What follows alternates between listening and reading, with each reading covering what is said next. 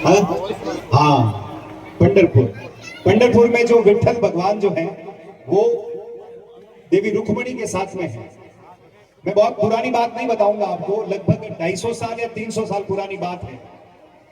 महाराष्ट्र के उस पंढरपुर क्षेत्र के अंदर एक बहुत बड़े संत हुए जिनका नाम था चोखोबा। मराठी लोग उनको चोखोबा कहते हैं। तो चोखोबा इतने बड़े भक्त थे, जाति से चमार थे, मोची थे।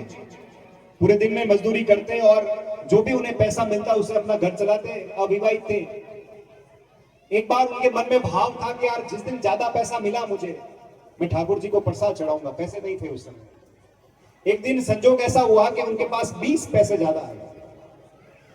वो 20 पैसे लेके केले की दुकान पे गए, वहां से उन्होंने 2 दर्जन केले लिए और इतने भाव में आ गए वो पंढरपुर गए। बिल्कुल पंढरपुर से 10 किलोमीटर दूर वो रहते थे।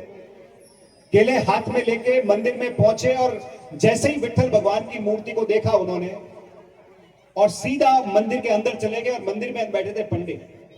पंडित ने कहा कि नीच जाति का व्यक्ति, देखो ये जातिवाद करके हिंदुओं को बांटा है, कि ये नीच जाति का व्यक्ति अंदर कैसे घुस आया।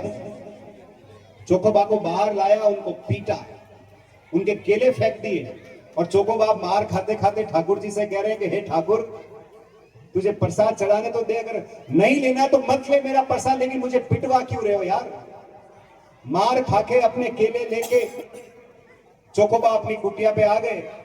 रात को 9:30-10 बजे चोखोबा की कुटिया पे एक आवाज आई कि चोखा गेट खोलो। अब टूटी फूटी उनकी कुटिया थी। उन्होंने जैसे ही अपना दरवाजा खोला, सामने कौन खड़े थे? साक्षात विठल। जैसे ही उन्होंने विठल को देखा, उन्होंने अपनी बाहों में भर लिया और अपनी झोपड़ी में लेके आ गए और टूटी हुई खटिया पे उनको बिठा दिया। अब भगवान ने कहा कि देख भाई, मेरे पास टाइम नहीं है, बिल्कुल टाइम होना भी नहीं चाहिए। त्रिलोकी का नाथ है, पूरे ब्रह्मांड का नायक है, उसके पास समय का, लेकिन अपनी भक्तों की वो सुनते हैं। उन्होंने कहा चोखोबा, समय नहीं है मेरे पास। वो केले जो तुम सुबह लेके आए थे वो अभी दो, मुझे भूख लगी। जब तुम्हें सुबह पीटा गया उसके बाद मुझे भोग लगाया गया। सुबह का दूध, दोपहर का भोजन, शाम का भोजन और शाम का दूध, लेकिन मैंने कोई भी भोग ग्रहण नहीं किया। मैं सुबह से भूखा हूं। चोखोबा केला लाए यार फटाफट। जैसे ही चोखोबा ने केले दिए, भगवान ने फटाफट 7-8 केले खा लिए और 4 केले जो थे वो उन्होंने अपनी पिताम्बरी में छुपा दिए।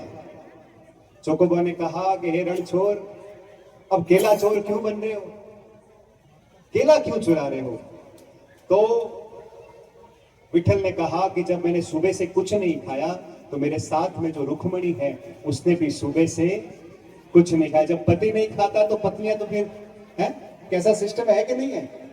पर अपने तो नहीं है, पति खाए ना खाए 10 दिन, हम तो खाएंगे रोज। अब विठल ने कहा कि रुक्मणी ने सुबह से कुछ नहीं खाया है, ये 4 केले मुझे रुक्मणी के लिए ले जाने दो। भगवान चोखोबा ने कहा ठीक है। जब चोखोबा, जब सुबह मंदिर खुला, बड़े बड़े ताले गर्भ में लगे हुए, जब ताले खोले गए और देखते हैं पंडित कि भाई पूरे मूर्तियों के अंदर केले के छिलके और भगवान के मुंह पे केले लगे हुए, उनको वापस गुस्सा आया कि ये हो ना हो, चोखोबा का कमाल है, चोखोबा को लाओ पकड़ के। लेकिन वो ये सोचना भूल गए कि ताले वापस चोखोबा को लाया। तब वहां पे गुरुदेव नामदेव बैठे थे। उन्होंने कहा कि ये कोई कम संत नहीं है, उन्हें पालकी में बिठा के लाओ। इसलिए भक्ति में क्या है? शक्ति है। भगवान यही है, बस उसे मनाने वाला चाहिए। कहते ना, खाता है भगवान, खिलाने वाला चाहिए। आते हैं भगवान, बस बुलाने वाला चाहिए।